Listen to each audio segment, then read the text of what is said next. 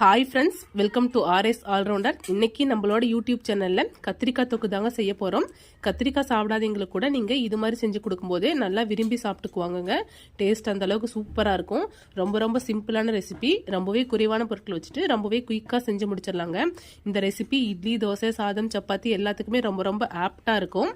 இப்போ வாங்க இந்த ரெசிபி எப்படி செய்யலாம்னு சொல்லிட்டு வீடியோக்குள்ளே போய் பார்க்கலாம்.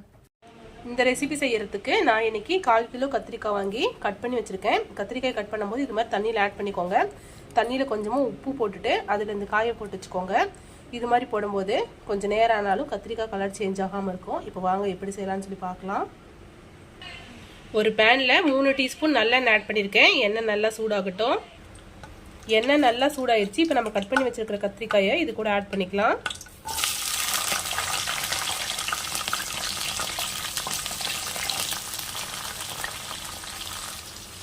இது கூடவே கொஞ்சமாக உப்பு ஆட் பண்ணிக்கலாம்.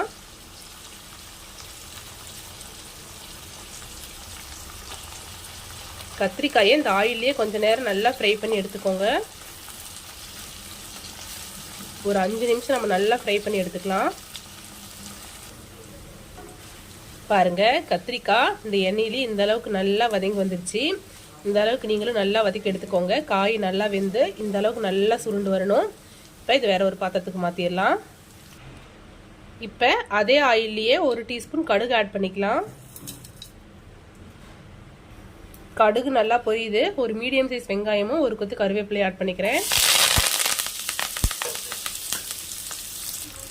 வெங்காயம் வதங்கிறதுக்காக கொஞ்சமாக உப்பு ஆட் பண்ணிக்கிறேன். வெங்காயத்தை நல்லா வதக்கி எடுத்துக்கலாம்.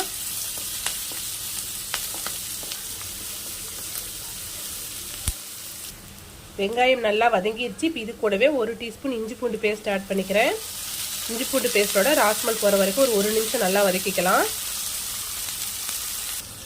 இது கூடவே கொஞ்சமாக பெருங்காயத்தூள் ஆட் பண்ணிக்கோங்க. இது கூடவே 2 மீடியம் சைஸ் தக்காளி அரைச்சி பேஸ்ட்டை எடுத்து வச்சுருக்கிறேன், அதையும் ஆட் பண்ணிக்கலாம். தக்காளி அரைச்சி ஜார்லேயே கொஞ்சமாக தண்ணி ஆட் பண்ணி அந்த தண்ணி இது கூடவே ஆட் பண்ணிக்கிறேன். இதுலேயே 1/2 டீஸ்பூன் மஞ்சத்தூள் ஆட் பண்ணிக்கிறேன். 1/2 டீஸ்பூன் தனி மிளகாய் தூள் ஆட் பண்ணிக்கிறேன். இது கூடவே கொஞ்சமாக சாம்பார் பொடி ஆட் பண்ணிக்கிறேன். மசாலா எல்லாமே உங்களோட காரத்துக்கு ஏற்ப ஆட் பண்ணிக்கோங்க. கொஞ்சமாக உப்பு ஆட் பண்ணிக்கிறேன். உப்பு நம்ம ஆல்ரெடி வெங்காயம் வதங்கும் போது ஆட் பண்ணியிருப்போம், கத்திரிக்காய் வதக்கும் போது ஆட் பண்ணியிருப்போம். ஸோ பார்த்துக்கிட்டு அதுக்கு தகுந்த மாதிரி ஆட் பண்ணிக்கோங்க. இப்போ நல்லா மிக்ஸ் பண்ணி விட்டுடலாம். இப்போ இது நல்லா ஒரு கொதி வரட்டும். தக்காளி வெங்காயம் நல்லா வதங்கி எண்ணெய் பிரிஞ்சு வருது. இந்த ஸ்டேஜில் நம்ம திக்காக கரைச்சி வச்சுக்கிற புளி கரைச்சல் ஆட் பண்ணிக்கலாம். இதுக்கு பதிலாக நீங்கள் புளி பேஸ்ட்டு கூட ஆட் பண்ணிக்கலாம். இப்போ இது கூடவே கொஞ்சமாக தண்ணி ஆட் பண்ணிக்கிறேன்.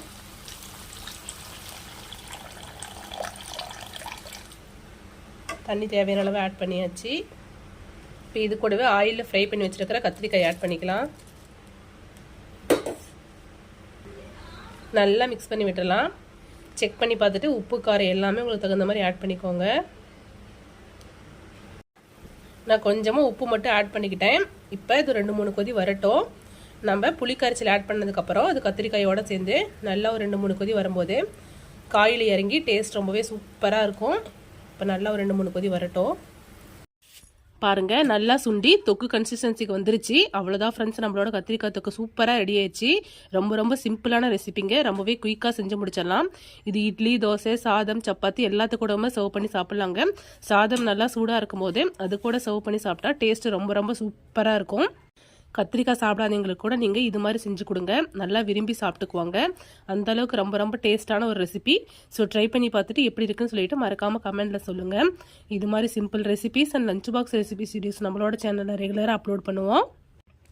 இது மாதிரி வீடியோஸ் வேணும்னா நம்மளோட ஆர்எஸ் ஆல்ரவுண்டர் சேனல் மறக்காமல் சப்ஸ்கிரைப் பண்ணிக்கோங்க. இந்த வீடியோ உங்களுக்கு பிடிச்சிருந்தா லைக் பண்ணுங்கள், கமெண்ட் பண்ணுங்கள், மறக்காமல் உங்களோட ஃப்ரெண்ட்ஸ்க்கு ஷேர் பண்ணிக்கோங்க. தேங்க்யூ ஃப்ரெண்ட்ஸ், தேங்க்ஸ் ஃபார் வாட்சிங்.